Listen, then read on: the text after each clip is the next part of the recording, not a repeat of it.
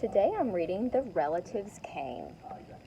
It was the summer of the year when relatives came. They came up from Virginia. They left when their grapes were nearly purple enough to pick, but not quite. They had an old station wagon that smelled like a real car, and in it they put an ice chest full of soda pop and some boxes of crackers and some bologna sandwiches. And they came from Virginia. They left at 4 in the morning when it was still dark, before even the birds were awake. They drove all day long and into the night, and while they traveled along, they looked at the strange houses in different mountains, and they thought about their almost purple grapes back home. They thought about Virginia, but they thought about us too, waiting for them. So they drank up all their pop and ate up all their crackers and traveled up all those miles until finally they pulled into our yard.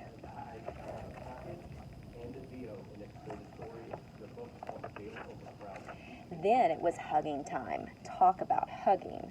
Those relatives just passed us all around the car, pulling against their wrinkled Virginia clothes, crying sometimes. They hugged us for hours.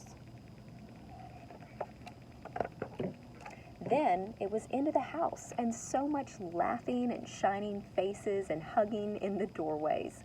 You'd have to go through at least 4 different hugs to get from the kitchen to the front room. Those relatives.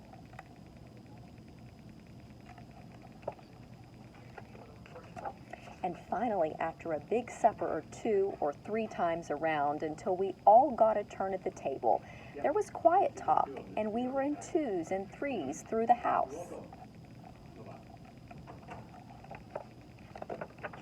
The relatives weren't particular about beds, which was good since there weren't any extras, so a few squeezed in with us, and the rest slept on the floor.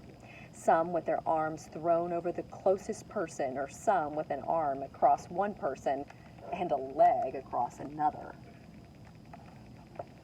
It was different, going to sleep with all that new breathing in the house. The relatives stayed for weeks and weeks. They helped us tend the garden, and they fixed any broken things they could find. They ate up all our strawberries and melons. They promised we could eat up all of their grapes and peaches when we came to Virginia.